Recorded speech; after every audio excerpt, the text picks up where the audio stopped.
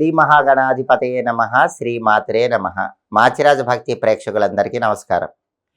జనవరి 14వ తేదీ నుంచి జనవరి 20వ తేదీ వరకు ద్వాదశ రాశుల వారికి వారఫలాలు ఏ విధంగా ఉండబోతున్నాయో, ఈ వారంలో పంచగ్రహ కూటమి ప్రభావం ఏర్పడుతున్న తరుణంలో పంచగ్రహ కూటమి ద్వాదశ రాశుల మీద ఎలాంటి ప్రభావాన్ని కలిగింపజేస్తుందో, ఈ పంచగ్రహ కూటమి ప్రభావం ఎప్పటి వరకు ఫలితాలను ఇస్తుందో, అలాగే ఈ వారం ద్వాదశ రాశుల వారికి అనుకూల ఫలితాలు రావాలంటే, వ్యతిరేక ఫలితాలు తొలగింపజేసుకోవాలంటే ఏ దేవీ దేవతల ఆలయ దర్శనం చేయాలో, ఎటువంటి మంత్రాలు జపించుకోవాలో, ఏ స్తోత్రాలు చదువుకోవాలో, సకల దేవతా స్వరూపమైన గోమాతకి ఎలాంటి ఆహారం తినిపించాలో, ఎలాంటి ద్రవ్యాలు దానం ఇవ్వాలో, ద్వాదశ రాశుల వారికి పంచగ్రహ కూటమిని పరిగణనలోకి తీసుకుంటూ వారఫలాలు ఏ విధంగా ఉండబోతున్నాయో ఈ వీడియోలో మనం తెలుసుకుందాం.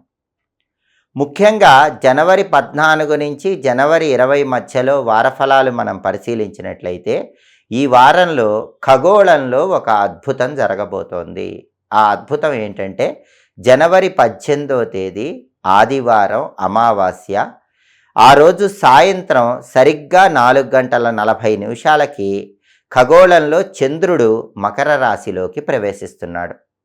అప్పటి వరకు మకర రాశిలో ఉన్నటువంటి రవి, బుధుడు, కుజుడు, శుక్రుడు ఈ 4 గ్రహాలు కూడా ఈ చంద్రుడు అక్కడికి రాగానే పంచగ్రహ కూటమిగా ఏర్పడుతున్నాయి. అంటే ఈ వారంలో జనవరి 18వ తేదీ ఆదివారం సాయంత్రం 4:40 ఖగోళంలో మకర రాశిలో పంచగ్రహ కూటమి ఏర్పడుతోంది. అలా ఏర్పడిన పంచగ్రహ కూటమి జనవరి 19, జనవరి 20 మొత్తం కూడా అలానే ఖగోళంలో ఉండి జనవరి 21వ తేదీ అర్ధరాత్రి 1:35 మకర రాశిలో ఉన్న చంద్రుడు మళ్ళీ కుంభరాశిలోకి ప్రవేశించగానే పంచగ్రహ కూటమి తొలగిపోయి మకర రాశిలో చతుర్గ్రహ కూటమి మాత్రమే ఉండబోతోంది. అంటే జనవరి 18 సాయంత్రం 4:40 నుంచి జనవరి 21వ తేదీ అర్ధరాత్రి 1:35 వరకు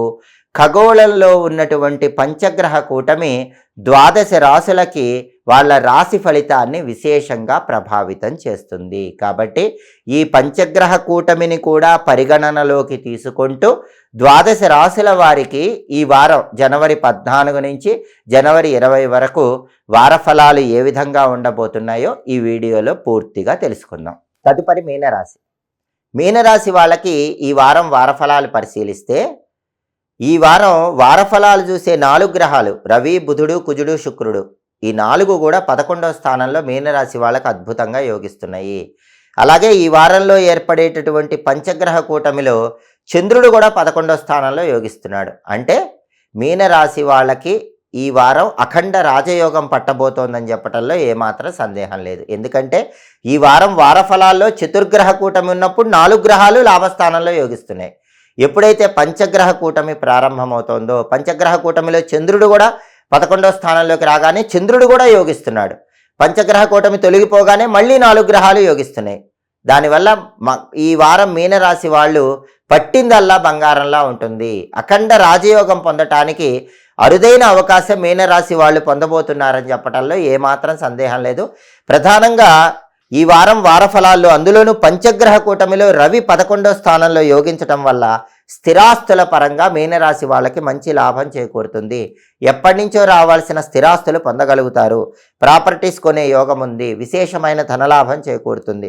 అలాగే చంద్రుడు కూడా పంచగ్రహ కూటమి ప్రారంభం కాగానే 11వ స్థానంలోకి వస్తాడు. కాబట్టి పంచగ్రహ కూటమిలో చంద్రుడు 11వ స్థానంలో యోగించటం వల్ల కార్యసిద్ధి సులభంగా ఏర్పడుతుంది. మీనరాశి వాళ్ళకు అన్ని రకాలుగా శుభాలు చేకూరుతాయి. ఏ విషయంలోనూ లోపం అనేది మీనరాశి వాళ్ళకు ఉండదు. అలాగే పంచగ్రహ కూటమిలో కుజుడు 11వ స్థానంలో ఉండటం వల్ల మీనరాశి వాళ్ళకి తలపెట్టిన కార్యక్రమాలన్నీ దిగ్విజయంగా పూర్తి చేసుకోగలుగుతారు. ఇదివరకు అసంపూర్తిగా నిలిచిపోయినటువంటి కార్యక్రమాలన్నీ కూడా నిరాటంకంగా ఎటువంటి ఆటంకాలు లేకుండా పూర్తి చేయగలుగుతారు. రావాల్సిన ధనం సకాలంలో చేతికందుతుంది. ఏ పని చేయాలన్నా మనోధైర్యం ఉంటుంది. ఆత్మవిశ్వాసంతో ముఖ్యమైన పనులు పూర్తి చేయగలుగుతారు. దృఢ సంకల్పంతో ఏ కార్యక్రమాన్నైనా దిగ్విజయంగా పూర్తి చేయగలుగుతారు. నూతన వస్తులాభం కూడా ఆనందాన్ని కలిగింపజేస్తుంది. పంచగ్రహ కూటమిలో కుజుడు లాభస్థానంలో ఉండటం వల్ల ఈ ప్రయోజనాలన్నీ మీనరాశి వాళ్ళు పొందగలుగుతారు. అలాగే పంచగ్రహ కూటమిలో బుధుడు 11వ స్థానంలో లాభస్థానంలో ఉండటం వల్ల మీనరాశి వాళ్ళు మంచి వాళ్ళుగా పేరు తెచ్చుకుంటారు. బంధుమిత్రులతో సంతోషంగా కాలాన్ని గడుపుతారు. వాళ్ళ ఇళ్లకు వెళ్ళి శుభకార్యక్రమాల్లో పాల్గొంటారు. శుభకార్యక్రమాల్లో బంధువుల ఇళ్లలో, మిత్రుల ఇళ్లలో వాళ్ళకు కావలసిన సహాయ సహకారాలు మీరు అందించగలుగుతారు. కూటమిలో బుధుడు 11వ స్థానంలో యోగించడం వల్ల ఈ రకమైన ప్రయోజనాలు కలుగుతాయి. అలాగే పంచగ్రహ కూటమిలో శుక్రుడు కూడా 11వ స్థానంలో అద్భుతంగా మీనరాశికి యోగిస్తున్నాడు. పంచగ్రహ కూటమిలో శుక్రుడు యోగించడం వల్ల అద్భుతమైన సంతోషం మీనరాశి వాళ్ళకు కలుగుతుంది. బంధువులకు ఇష్టలుగా మారిపోతారు. స్నేహితులకు ప్రేమపాత్రులుగా మారిపోతారు. అనుకున్న పనులు అనుకున్నట్లు సకాలంలో పూర్తి చేసుకోగలుగుతారు. బ్రహ్మాండమైన రుచికరమైన భోజనం, విందు భోజనం చేస్తారు. కీర్తి ప్రతిష్టలు పెరుగుతాయి. గౌరవ మర్యాదలు పెరుగుతాయి. కుటుంబంలో ఆప్యాయత, అనురాగం పెంపొందింపజేసుకోవడానికి అవకాశాలు చాలా ఎక్కువగా ఉన్నాయి. కాబట్టి ఖగోళంలో ఏర్పడే అద్భుతం పంచగ్రహ కూటమి మీనరాశి వాళ్ళకి జీవితంలో ఒక అద్భుతమైన రాజయోగాన్ని కలిగించబోతోందని చెప్పటంలో ఏమాత్రము సందేహం లేదు. ఎందుకంటే పంచగ్రహ కూటమిలో ఉన్న 5 గ్రహాలు రవి, చంద్రుడు, బుధుడు, కుజుడు, శుక్రుడు లాభస్థానంలో 11వ స్థానంలో మీనరాశి వాళ్ళకు బ్రహ్మాండమైనటువంటి శుభ ఫలితాలు అందిస్తున్నారు. పంచగ్రహ కూటమి పూర్తి కాగానే చంద్రుడు మారిపోగానే రవి, బుధుడు, కుజుడు, శుక్రుడు 4 గ్రహాలు 11వ స్థానంలో చతుర్గ్రహ కూటమిలో అద్భుతంగా యోగిస్తున్నాయి. కాబట్టి మీనరాశి వాళ్ళకి చాలా అరుదైన అఖండ రాజయోగం పంచగ్రహ కూటమి వల్ల పట్టబోతోంది. మీనరాశి వాళ్ళ జీవితం ఒక గొప్ప మలుపు తిరగబోతోందని చెప్పడంలో ఏమాత్రం సందేహం లేదు. మీనరాశి వాళ్ళు ఎటువంటి ప్రత్యేకమైన పరిహారాలు చేసుకోవాల్సిన అవసరం లేదు. కానీ ఇంకా అద్భుతమైన శుభ ఫలితాలు అందిపుచ్చుకోవాలంటే మాత్రం సాధ్యమైనంత వరకు ఇష్టదేవతను ఎక్కువగా ఆరాధన చేసుకోండి. అలాగే వీలైనప్పుడు మీ ఇష్టదైవం ఆలయానికి వెళ్ళి ఇష్టదైవం ఆలయంలో దీపాన్ని వెలిగించుకోండి. అలాగే ఓం వర్ధనాయ నమః అనే మంత్రాన్ని రోజు 21 సార్లు చదువుకుంటే ఇంకా దినదిన ప్రవర్ధమానంగా ఈ వారం మొత్తం అద్భుతమైన విజయాలు అందిపుచ్చుకోవచ్చు. వీలైతే ఈ వారం నవధాన్యాలు గోమాతకు ఆహారంగా తినిపించడం లేదా నవధాన్యాలు బ్రాహ్మణుడికి దానం ఇవ్వటం ద్వారా ఇంకా అద్భుతమైన ఫలితాలు అందిపుచ్చుకోవచ్చు. మొత్తం మీద పంచగ్రహ కూటమి వల్ల, చతుర్గ్రహ కూటమి వల్ల ఈ వారం తిరుగులేని విజయాలు అందుకోబోతున్న రాశి మీనరాశి. చాలా సంవత్సరాల తర్వాత మీనరాశి వాళ్ళ జీవితంలో గొప్ప మార్పు జరగబోతోంది. ఈ పంచగ్రహ కూటమి వారఫలాల్లో ఒక ప్రత్యేకమైన పాత్ర పోషించడం వల్ల మీనరాశి వాళ్ళు జీవితంలో తారాస్థాయికి ఎదుగుతారని చెప్పడంలో ఏమాత్రం సందేహం లేదు. జీవితంలో వ్యతిరేక ఫలితాలు ఎక్కువగా వస్తున్నప్పుడు వ్యతిరేక ఫలితాలన్నీ తొలగింపజేసుకోవటానికి, అనుకూల ఫలితాలు అందిపుచ్చుకోవటానికి, ఇంటి యజమానికి అదృష్టం కలిసి రావటానికి, ఇంట్లో పిల్లలకు అదృష్టం కలిసి రావటానికి ఆడవాళ్ళు పుట్టింటికి వెళ్ళినప్పుడు పుట్టింటి నుంచి వచ్చేటప్పుడు కొన్ని ప్రత్యేకమైన వస్తువులు తెచ్చుకోవాలని మనకి సంప్రదాయ గ్రంథాల్లో చెప్పారు. అయితే ఎటువంటి సమస్యలున్నా సరే ఆ సమస్యలన్నీ తొలగింపజేసుకోవాలంటే ఆడవాళ్ళు పుట్టింటికి వెళ్ళినప్పుడు తల్లిగారి చేతుల మీద దీపారాధన కుందులు తీసుకొని ఆ దీపారాధన కుందులు అత్తవారింటికి తెచ్చుకోవాలి. తల్లి చేతుల మీదుగా తీసుకున్న దీపారాధన కుందుల్లో 41 రోజుల పాటు ప్రదోష కాలంలో అంటే సాయంకాలం పూట 5:15 నుంచి 5:45 మధ్య ప్రాంతంలో పూజ గదిలో ఆవు నెయ్యితో దీపారాధన చేసినట్లయితే 41 రోజులు పూర్తయిపోయిన తర్వాత అష్టలక్ష్ముల అనుగ్రహం కలుగుతుంది. కుటుంబంలో యజమానికి అదృష్టం బాగా కలిసి వస్తుంది. పిల్లలకు అదృష్టం బాగా కలిసి వస్తుంది. కుటుంబంలో అందరూ కూడా జీవితంలో ఉన్నత స్థాయికి ఎదగగలుగుతారు. కాబట్టి ఆడవాళ్ళు ఎప్పుడైనా సరే పుట్టింటికి వెళ్ళినప్పుడు కష్టాలు ఎక్కువగా ఉంటే వాటన్నిటి నుంచి బయటపడాలంటే మీ తల్లిగారి చేతుల మీదుగా దీపారాధన కుందులు తీసుకొని మీ ఇంటికి వచ్చి 41 రోజులు ఆ కుందుల్లో దీపం పెట్టండి. అద్భుతమైన ఫలితాలు కలుగుతాయి. అది కూడా ఆవు నెయ్యి దీపాన్ని వెలిగించండి.